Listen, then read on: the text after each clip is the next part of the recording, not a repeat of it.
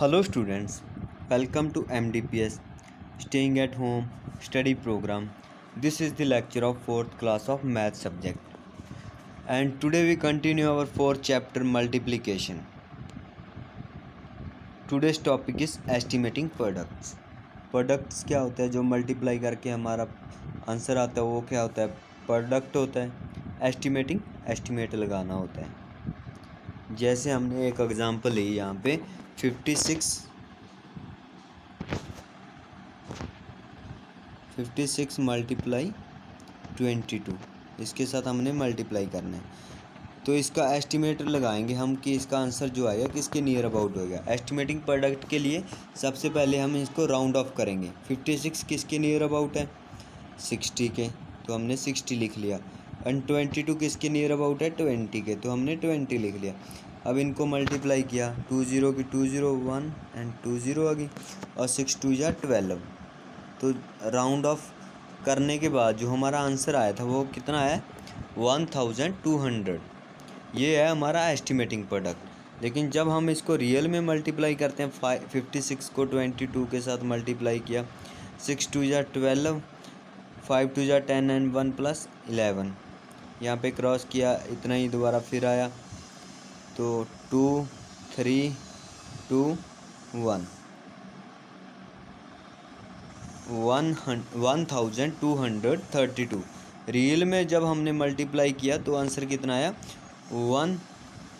1232. लेकिन जो हमने एस्टिमेट लगाया था वो क्या था? 1200. ये था हमारा एस्टिमेटिंग प्रोडक्ट. इसको जब हम राउंड ऑफ करके एस्टिमेट मल्टीप्लाई करते हैं, वो जो प्रोडक्ट आता है वो हमारा एस्टिमेटिंग प्रोडक्ट आता है. वो क्या है? आंसर के नियर अबाउट ही होता है, उसके क्लोज ही होगा वो. इससे हमें पता चल जाएगा कि जो हमने मल्टीप्लाई किया है उसमें कोई मिस्टेक तो नहीं है, इसके राउंड ऑफ आ रहा है हमारा आंसर. तो वैसे हम राउंड ऑफ एस्टिमेट प्रोडक्ट करके उसको चेक कर सकते हैं हमारे आंसर को.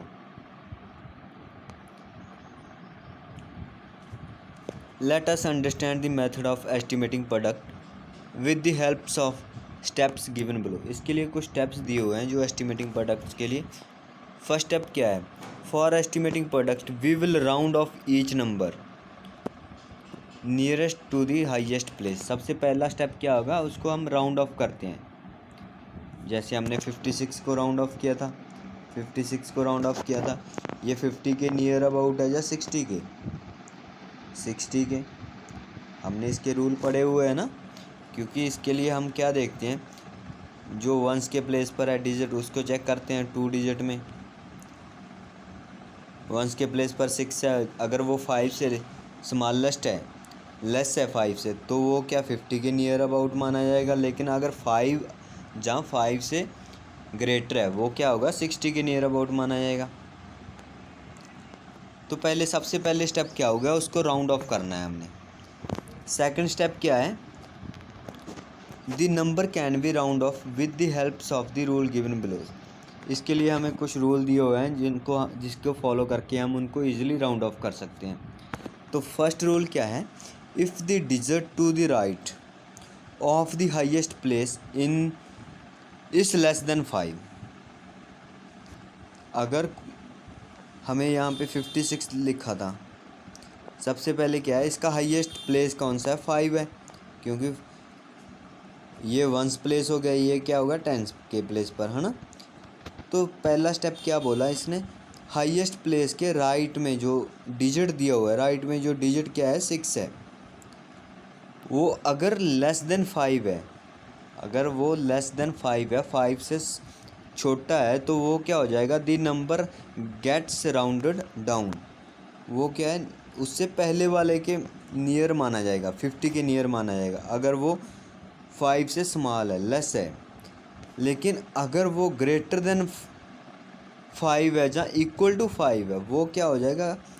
Gets rounded up. वो क्या? नेक्स्ट वाले के नियर माना जाएगा. तो यहाँ पे जैसे 52 होता, अगर हाईएस्ट प्लेस इसका 5 है और जो राइट में डिजिट है वो 2 है, वो 5 से लेस है, तो वो क्या? राउंडेड डाउन 50 के नियर अबाउट माना जाता. लेकिन अब था हमारा 56, ये है क्या है? ग्रेटर देन 5 है. 5 से ग्रेटर है ना 6, तो ये क्या है 60 के नियर अबाउट माना जाएगा। ये थे इसके rule. Estimating the products of 113 and 19, estimate लगाना है इसका। तो सबसे पहले इसको राउंड ऑफ करेंगे।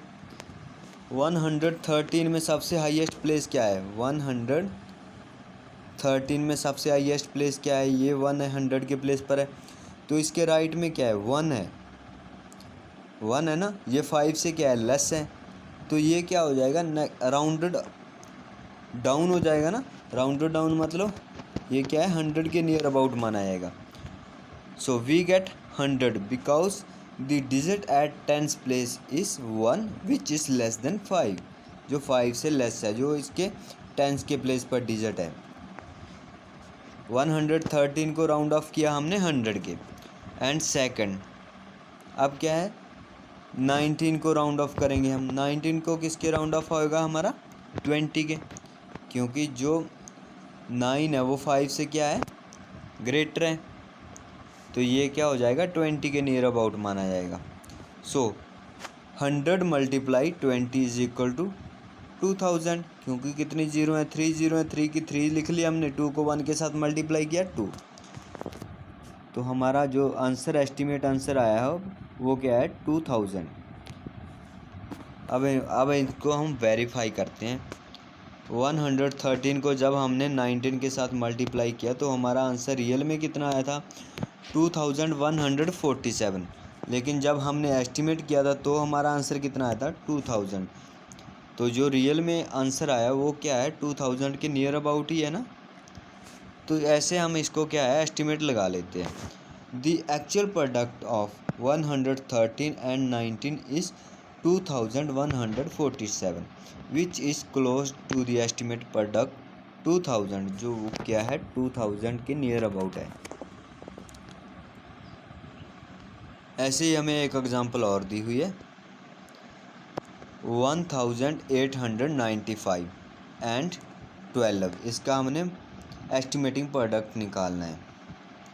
सो 1895 किसके नियर अबाउट है 2000 के है, क्योंकि देखो 1895 हाईएस्ट प्लेस कौन सा है इसका 1 है, तो इसके राइट में क्या है 8 है, तो 8 क्या है 5 से अबव है, 5 से बड़ा है ना, तो ये क्या हो जाएगा नेक्स्ट वाले की नियर अबाउट होगा।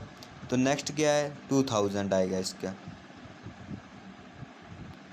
अब क्या है 4 डिजिट है ना, तो क्या है 1000 में चेक करेंगे हम, अगर 3 डिजिट होते तो 100 में चेक करते, तो ये क्या है 2000 के नियर अबाउट होगा।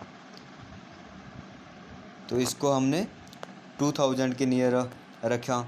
और सेकंड 12 किसके नियर अबाउट है 10 के, 2000 मल्टीप्लाई 10 इज इक्वल टू 20,000, तो इसका प्रोडक्ट कितना आया 20,000, क्योंकि 2000 में 3 जीरो है और 10 में 1 जीरो है, टोटल कितनी 4 जीरो की 4 जीरो ऐसे लिख दी और 2 को 1 के साथ मल्टीप्लाई करके 2 लिख दिया हमने।